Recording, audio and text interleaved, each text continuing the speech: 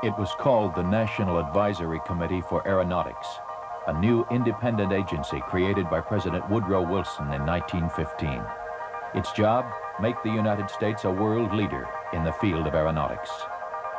In less than 3 decades, these early pioneers in aviation and those who followed would be called upon to think through problems a million miles away and do it with boldness and vision. By the mid-1950s, NACA had modern wind tunnels and was moving into the area of rocket and satellite research.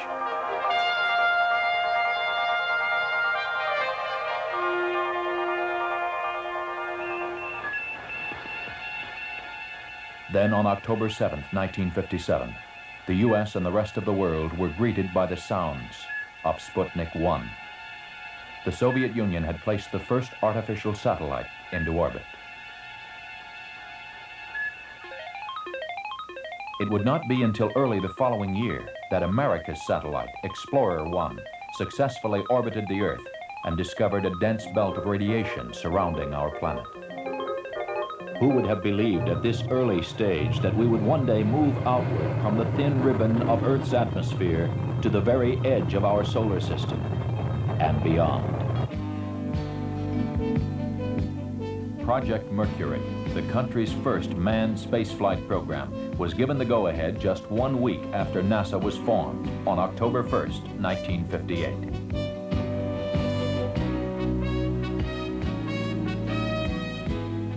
Seven test pilots were selected to become astronauts. Donald K. Deke Slayton, Alan B. Shepard,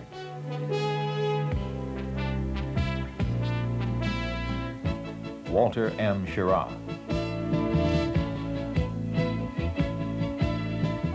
Virgil I. Gus Grissom, John H. Glenn, Jr., Leroy Gordon Cooper, and Malcolm Scott Carpenter. The 7 new astronauts spent months and months undergoing rigorous testing and training.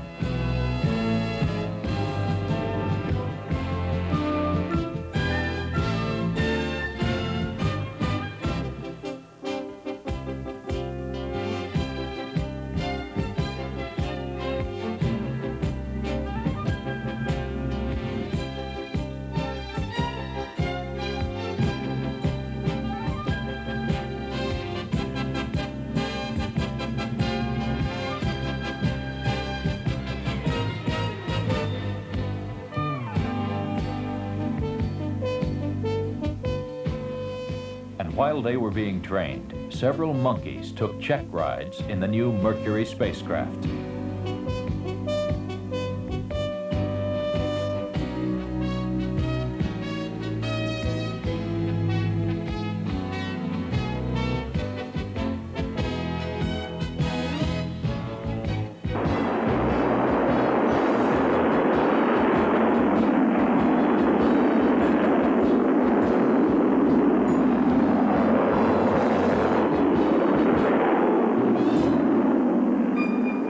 Meanwhile, the orbiting of unmanned satellites became more and more commonplace, and weather watchers like Tyros found a permanent place in our daily lives by improving weather forecasting capabilities.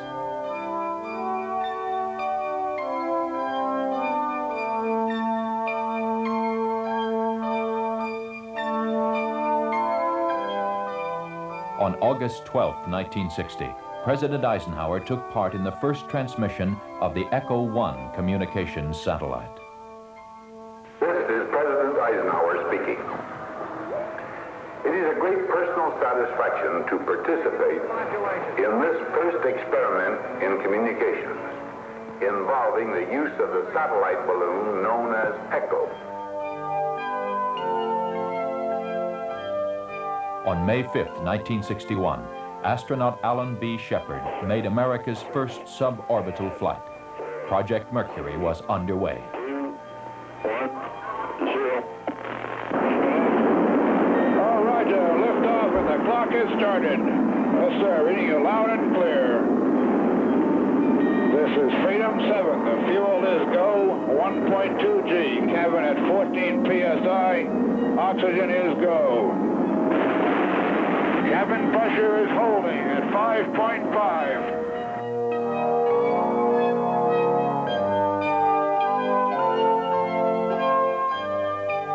Soon after Freedom 7 landed, President John Kennedy gave NASA an ambitious new space goal. We choose to go to the moon in this decade and do the other things, not because they are easy, but because they are hard.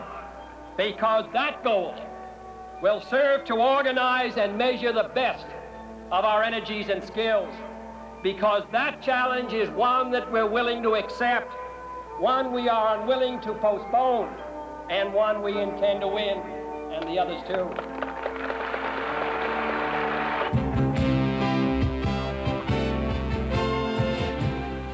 After Alan Shepard and Gus Grissom's test flights, 4 other American astronauts orbited the Earth in Mercury spacecraft, starting with John Glenn.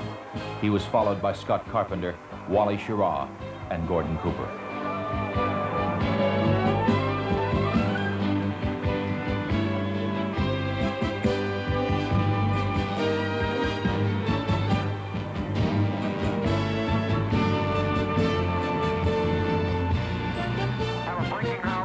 You are go. Order systems, go. Range operations, Mercury capsule, go. All pre-start panel lights are correct. The ready light is on. Eject Mercury umbilical. Oil evacuate. Mercury umbilical clear. Mercury evacuate. Lights on. All recorders too fast. T-minus 18 seconds and counting engine start. May the Wee-Winds be with you, Thomas. 8, 7.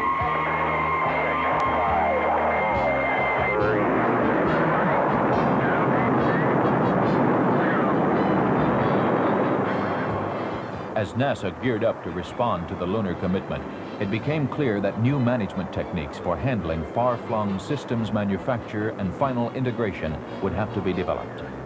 Clear also was the fact that state-of-the-art electronics and computers would be pushed to the limit. Unknowns about the moon were numerous. Such things as whether an astronaut would sink into dust over his head were a real concern. Lunar impact studies like these were carried out in an attempt to learn. Researchers fired projectiles simulating meteors hitting the moon into sand-like and rocky materials, and then measured how much material was thrown out by the impact.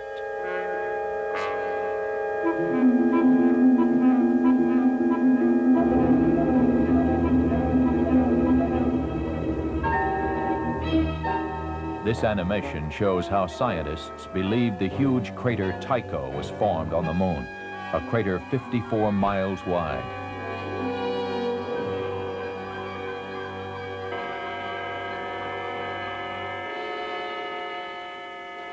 A series of picture-taking Ranger spacecraft slammed into the moon.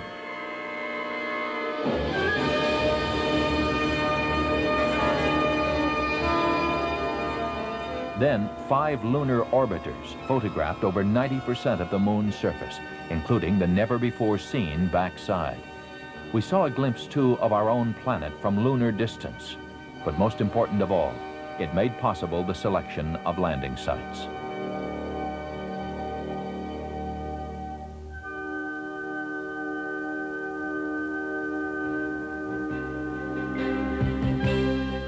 Six Surveyor spacecraft made soft landings on the moon over a 2-year period. A robot arm dug a trench. Lunar soil was like wet sand. Men and equipment could safely land there.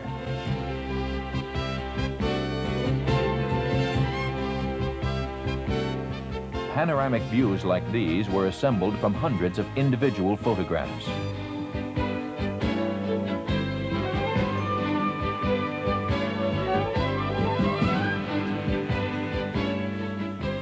Communications via satellite exploded into a whole new industry.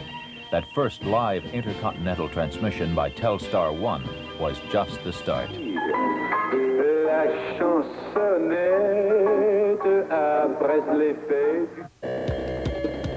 Relay, designed to transmit television, telephone, and high-speed data.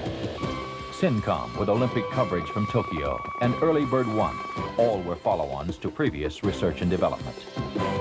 5, 4, 3, 2, 1, take it. Hold on. Because of the following special one-hour broadcast, programs previously scheduled at this time will not be seen. Since rendezvous, docking, and having astronauts work outside the spacecraft were critical to lunar missions, NASA began Project Gemini. Using the Mercury capsule as a model, the Gemini spacecraft was enlarged to hold a two-man crew. Gemini would provide design answers for the upcoming Project Apollo. And who could ever forget that spectacular first walk in space made by astronaut Ed White?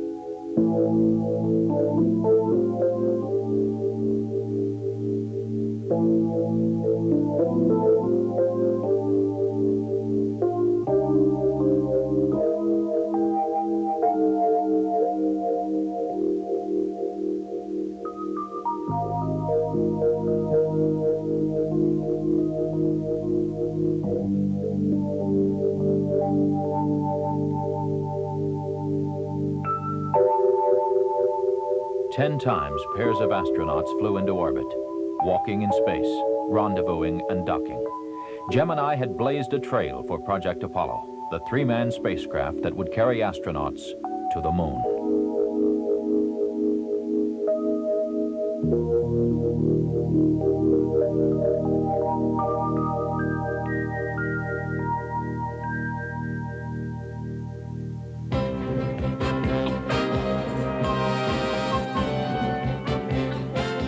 More than 8 years were poured into designing, building, testing, and preparing astronauts, rockets, and spacecraft for the first lunar landing. Here's a visual look back at some of that preparation.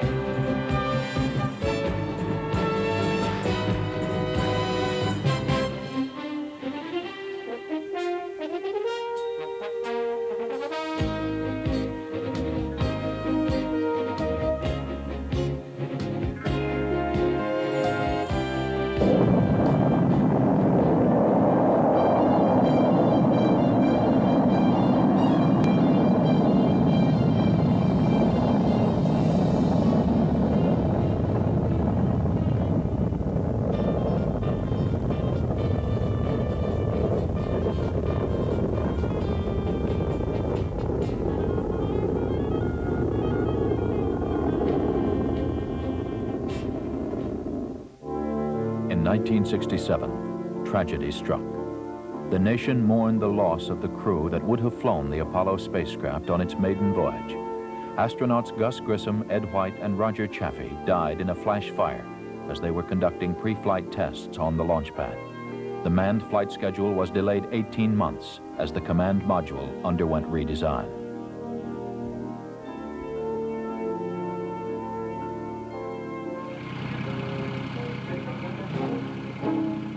While these changes were being made, the parts and pieces needed to assemble the giant Saturn V moon rocket came together at the Kennedy Space Center, Florida.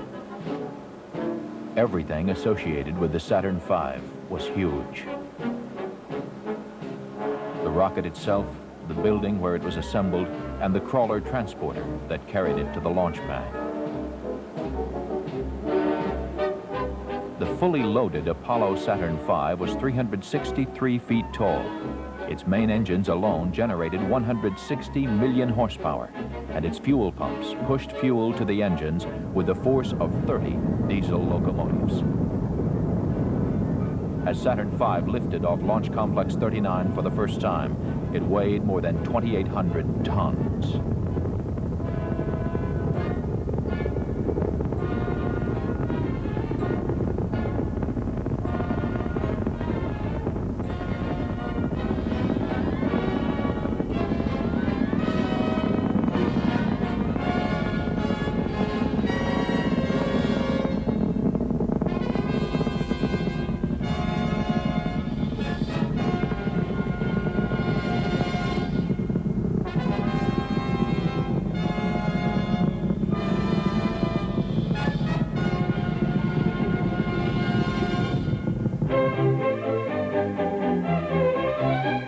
The pace quickened. Starting with Apollo 8, every Saturn V launched had a three-man crew.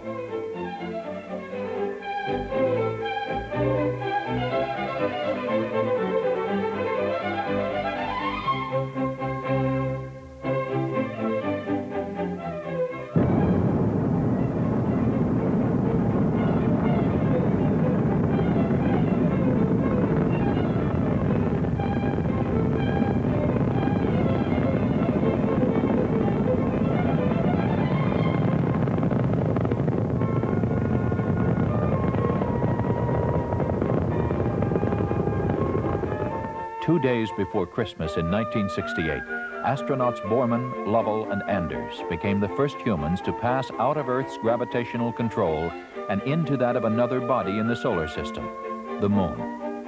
The hardware to travel to the Moon had worked well, and landing sites looked good.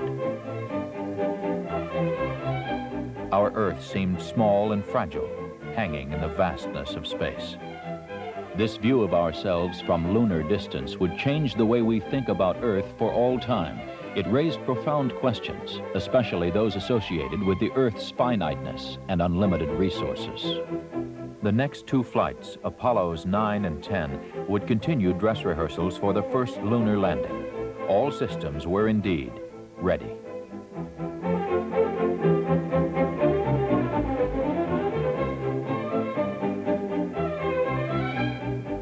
Astronauts Neil Armstrong, Edwin Aldrin, and Michael Collins would make the historic journey. Next stop, Tranquility Base. 2, 1, 0. All engine running. Liftoff. We have a liftoff. 32 minutes past the hour. Liftoff on Apollo 11. Tower cleared. We got a roll program.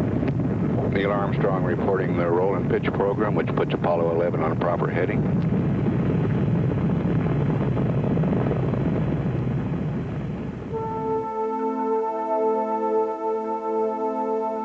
Houston, Apollo 11 is calling you on the high gain. How do you read, over? Roger, loud and clear on the high gain. Eagle, you're looking great. Coming up 9 minutes. We're now in the approach phase. Everything looking good. Altitude 4,200. Houston, you're a go for landing, over. 40 feet down, 2.5. Picking up some dust. 30 feet, 2.5 down. Straight shadow. 4 forward. 4 forward, drift into the right a little. 20, down a half. 30 seconds. Forward, just. Good. Hey.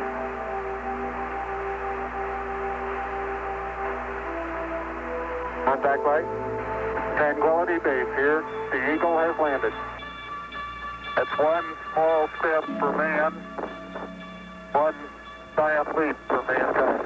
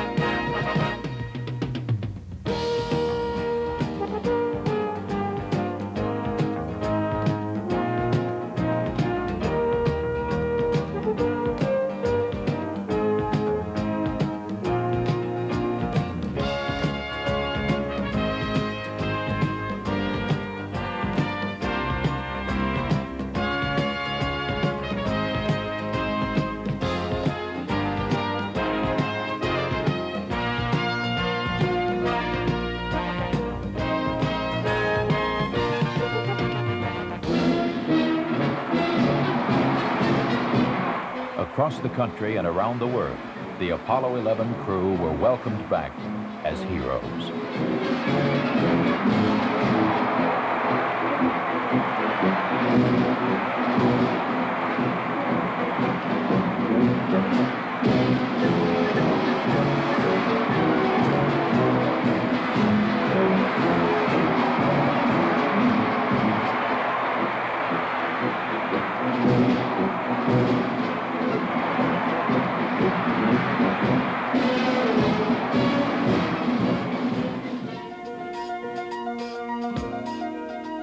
Meanwhile, more than 100 scientists from here and abroad began intensive studies of the lunar samples.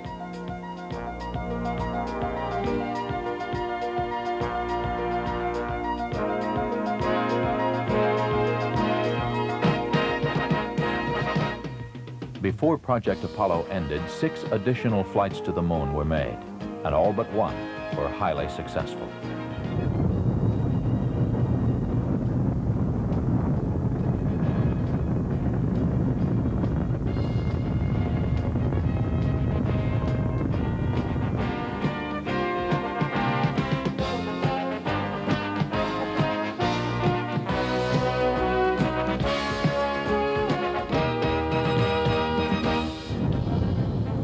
Skylab was the next manned spaceflight.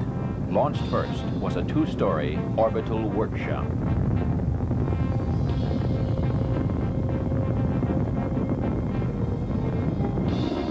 Then the first of 3 3-man crews departed to meet, join, and begin living in the orbiting laboratory. Those crews would stay 28, 59, and 84 days respectively. One of the major objectives was to find out if astronauts could physically withstand extended stays in space and continue to do useful work there. The answer was a resounding yes. Experiments in astronomy, Earth resources observations, materials processing, and crystal growth all proved highly successful.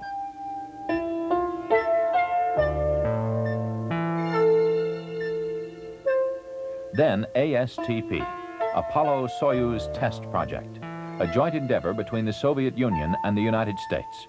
The mission called for a mutual docking and crew exchange to develop the necessary equipment for international space rescues.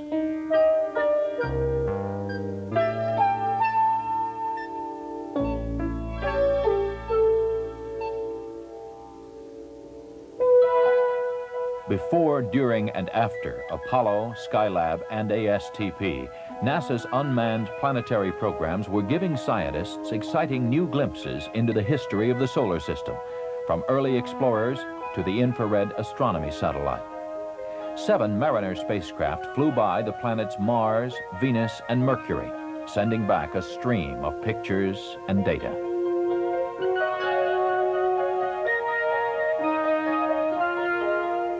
10 Pioneer spacecraft did likewise, including Jupiter flybys and probes through the atmosphere of Venus.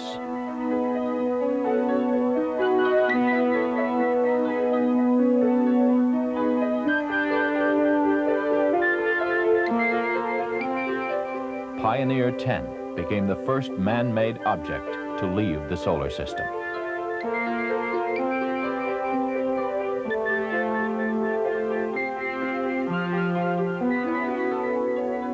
Atmosphere physics, astronomy, meteorology, and geodesy. These are just a few of the scientific disciplines studied by dozens of Explorer-class orbiters through the years.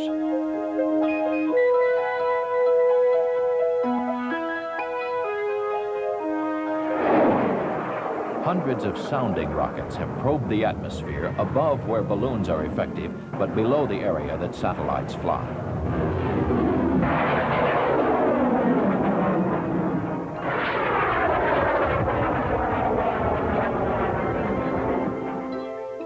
Biosatellite was sent aloft to answer basic biological questions.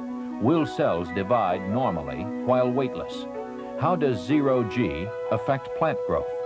would radiation and weightlessness be a hazard on long-duration space flights? Everything from plants to primates were orbited aboard biosatellite to find out.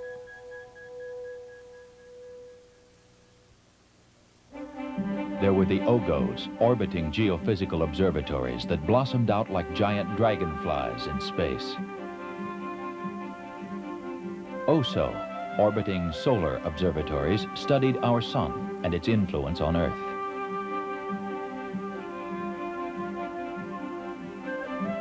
In the last 25 years, our orbiting astronomical observatories have radically changed our view of the universe.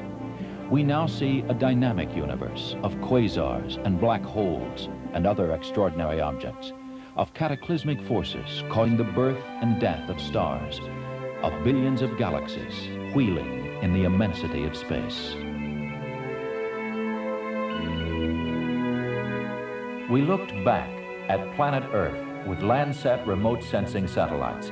Crops, forests, pollution, all can be photographed in great detail to help us better manage our Earth's resources.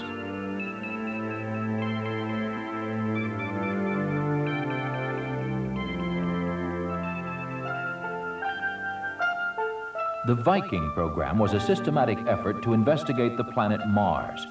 2 separately launched Viking spacecraft, made up of a pair of orbiters that would photograph from above the planet, and twin landers built to descend to the Martian surface, spent 11 months and 420 million miles traveling to the mysterious red planet. The lander's robot arm conducted chemical and biological tests on the soil in a search for life forms. Martian weather and seismic reports were also sent back routinely. Cameras began returning pictures, thousands of pictures.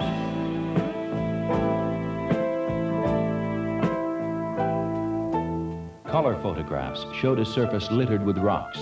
A fine dust, red or yellow-brown, could be seen everywhere. We even had a chance to view the 2 moons of Mars, Phobos and Deimos. Viking's complex science and technology were considered to be a triumph equal to the landings on the moon.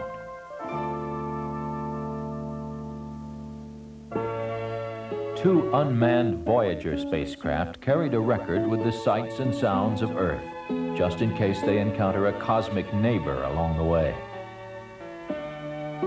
Their interplanetary journey was designed to take them past Jupiter and Saturn, and eventually one Voyager was to pass close to Uranus and Neptune. Voyager's sensors recorded Jupiter's intricate weather patterns and detected massive lightning bolts in its churning cloud tops. It took 40 minutes for a signal from Voyager passing Jupiter to be received by mission controllers at the Jet Propulsion Laboratory, so the spacecraft had to be essentially automatic. Voyager also took a good look at Jupiter's largest moons. There's Io with its active volcanoes. Europa. Ganymede, the largest moon, appears to be a mixture of rock and ice. And Callisto, probably the oldest of the 4.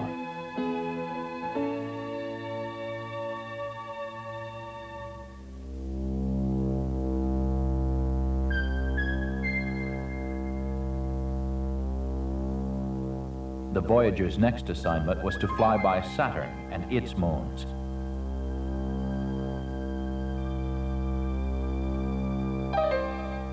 Saturn's vast ring system is made up of many small particles that orbit the huge planet in wave-like patterns. Its atmosphere is buffeted by a strong jet stream that blows eastward at 1,200 miles per hour.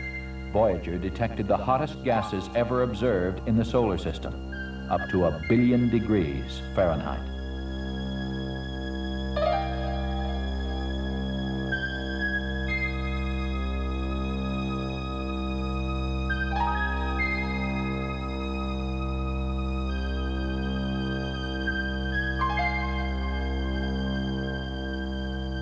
As of now, 2/3 of the planets in our solar system have been explored, and by the end of this decade, we will have explored most of the rest, including Uranus and Neptune.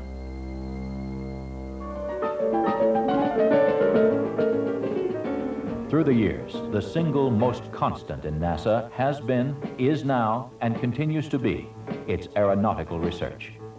It is a common thread that is woven throughout the agency. It has influenced everything that flies, both on Earth and in space. There is little doubt why this country has been the world leader in things aeronautical.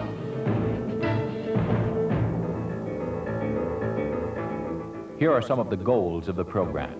Make aircraft more energy efficient. Fly higher, faster, and farther on less fuel. Lower pollution. Systematic improvement of engine components. Reduce weight through use of light but very strong composite materials.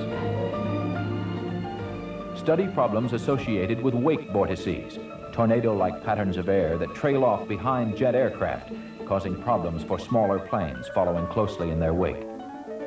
Airplanes are America's leading industrial export, thanks to NASA's research and development programs.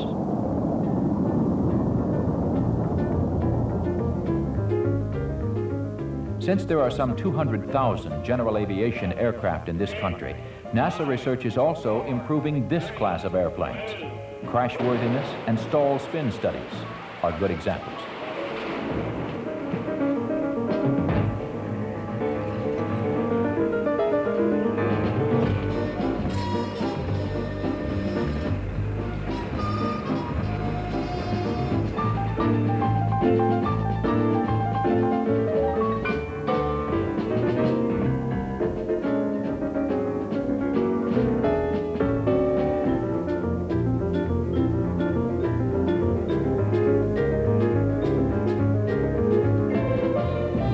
The problem of potentially crippling ice formation is also being worked on.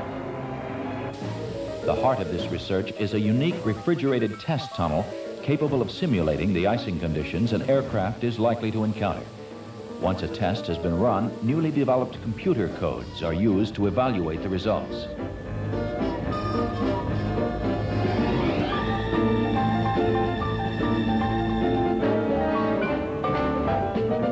During the early days of manned spaceflight, consideration was given to using a parawing to return astronauts and spacecraft to Earth. While this method was ultimately discarded, it did produce a rather interesting new sport.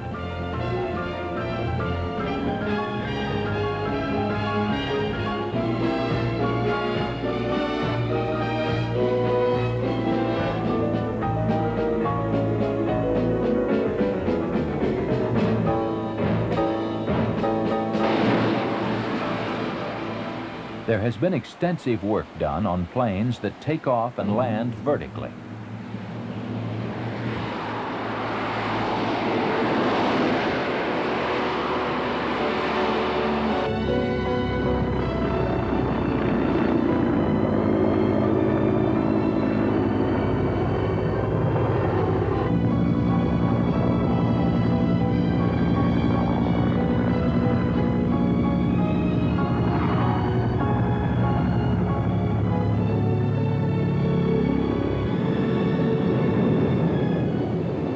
Ones that need very short runways.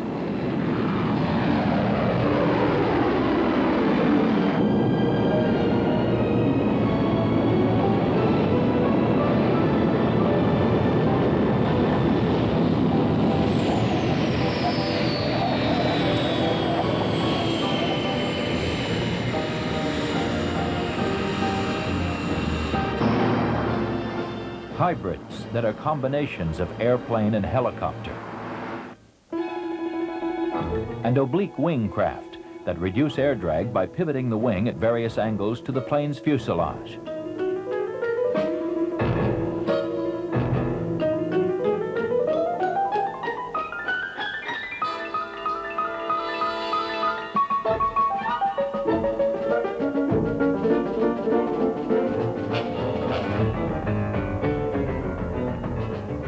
The expertise used to make airplane propellers better has also been applied to powerful wind turbine electric generators, including some of the largest in the world.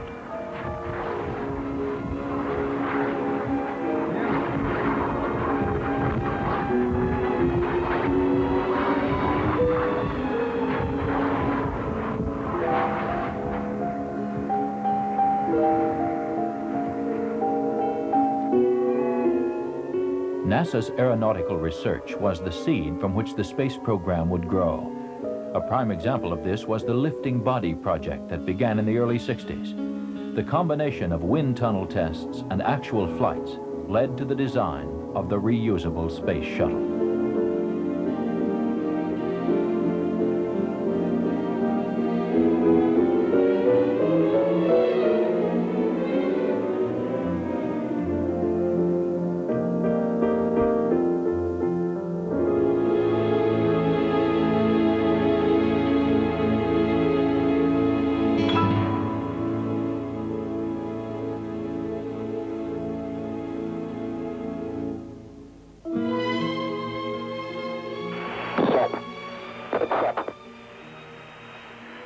When the design and wind tunnel work was complete, a series of approach and landing tests were scheduled.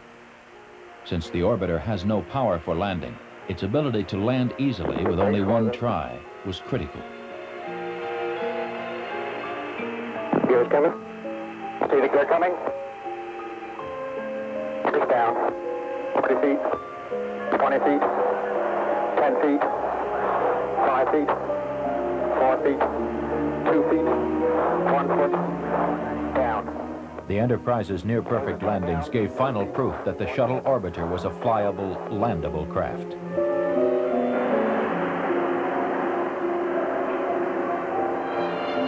The years of research and development would now be put to the ultimate test, the first flight into space of Shuttle Columbia with astronauts at the controls. There was an air of excitement as the brand new shuttle moved from its processing facility at the Kennedy Space Center to the vehicle assembly building, where it would be mated with rockets and fuel tank and rolled out to the launch pad. Never before had a new spacecraft been flown this way.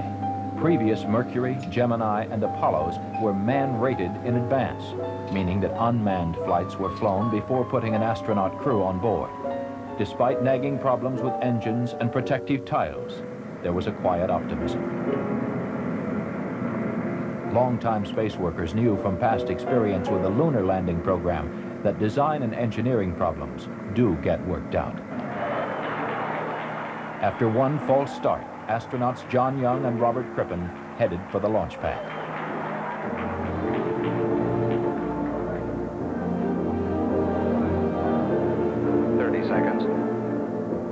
That goes into the interior, and the astronauts are... Columbia's maiden flight would be brief, just 54.5 hours, 36 orbits, and return to Earth. But it signaled the beginning of a reusable space transportation system. Checking to ensure that everything is in the proper place. Minus 10, 9, 8, 7, 6, 5, 4. We've gone for main engine start. We have main engine start.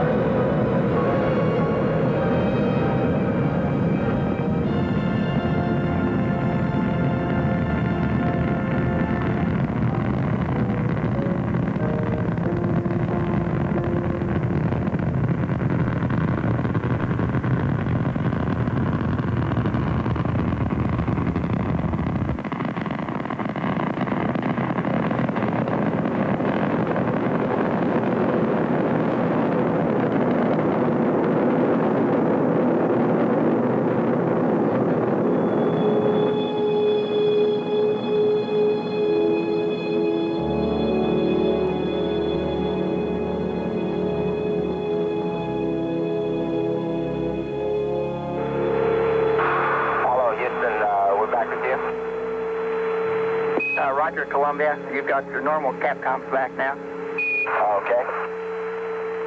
Well, the only bad part about it, Joe, is we're going to have to come down.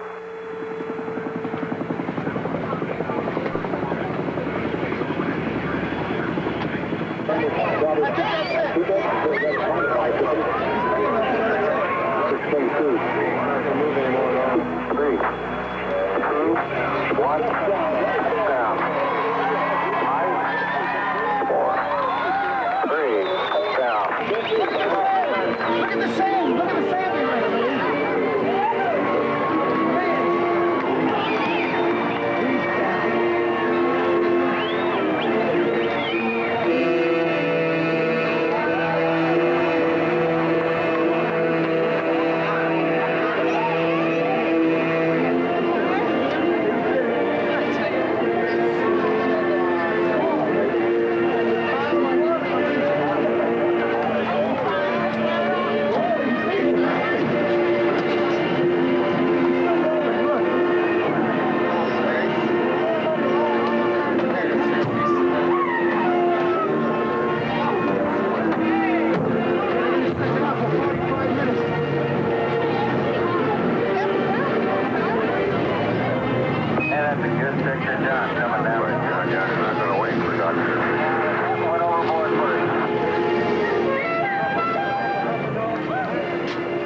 30 weeks later, after Columbia had been returned to the Kennedy Space Center, cleaned, refurbished, and rolled out to the pad, astronauts Joe Engle and Dick Truly flew Columbia into space again.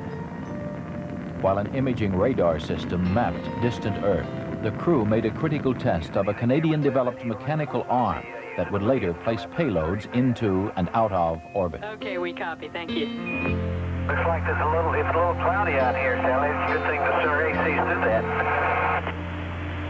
And we can hear it crank up on board. Okay, stand by. Okay, we see fan A on, and we'd like you to take broad.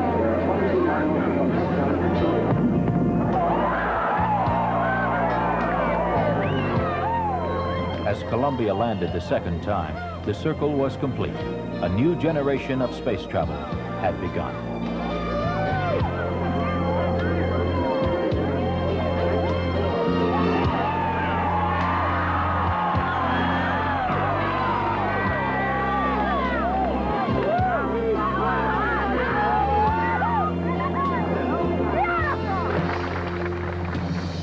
When Space Shuttle 3 left the launch pad, it carried an experiment prepared by 18-year-old Todd Nelson of Rose Creek, Minnesota. An experiment to study the effects of weightlessness on insects in space.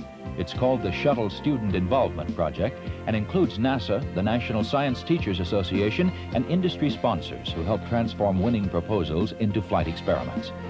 Since this first flight, young people in high schools around the country have developed and flown a variety of experiments, ranging from medical projects to the study of zero gravity on an ant colony. They are setting an example for others who may be encouraged to pursue careers in science and engineering, something that ultimately can be translated into technological leadership for the U.S. 12 weeks passed. Then, astronauts Ken Mattingly and Henry Hartsfield piloted Columbia on its fourth and final test flight. The spacecraft's performance made it possible to certify the Space Transportation System a fully operational carrier. As they landed on July 4th, the crew was greeted by President and Mrs. Reagan.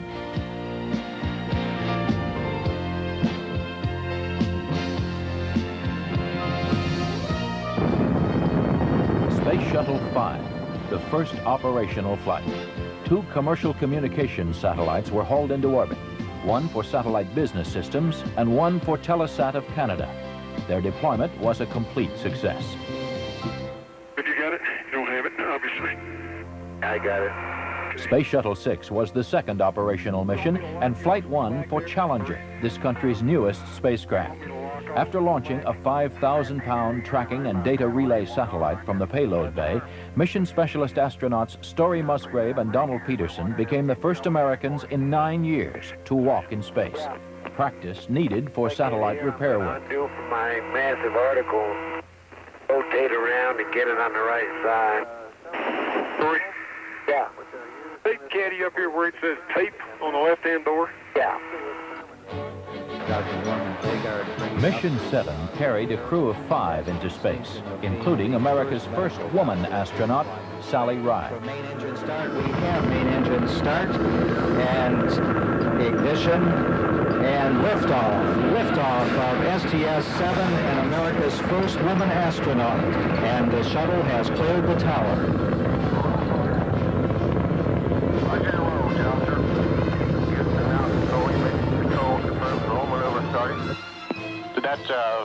She and mission specialists John Fabian and Norm Thagard deployed a pair of communications satellites for Canada and Indonesia. I think that colors look good. Roger that, looks great. Shuttles 1 and 2 were now operational, with the addition of a third orbiter, Discoverer, to the fleet, and with literally dozens of astronauts in training at any given time, this new space transportation system would begin delivering in earnest and with increasing frequency.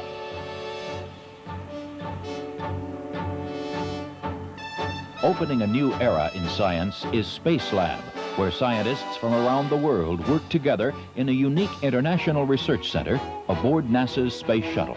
Built by the European Space Agency, Space Lab is creating exciting new opportunities for research in all the sciences and is making routine international cooperation a reality. Looking farther ahead, there's the Space Telescope that will expand our vision almost to the edge of the universe. The shuttle gives the United States an unrivaled tool for the practical use of space. Historically, the space program has proceeded in a building block fashion, and toward that end, NASA has begun looking at the next logical step, a possible future space station, a permanent presence in space. The station would serve as a scientific and technological laboratory, as well as an operations base from which satellites could be serviced and large structures assembled. One of the highest priorities is to develop a clear understanding of a station's proper role in the total space program, so that if and when it is proposed for development, the station will be a truly significant national asset, one that would ensure continued American preeminence in space.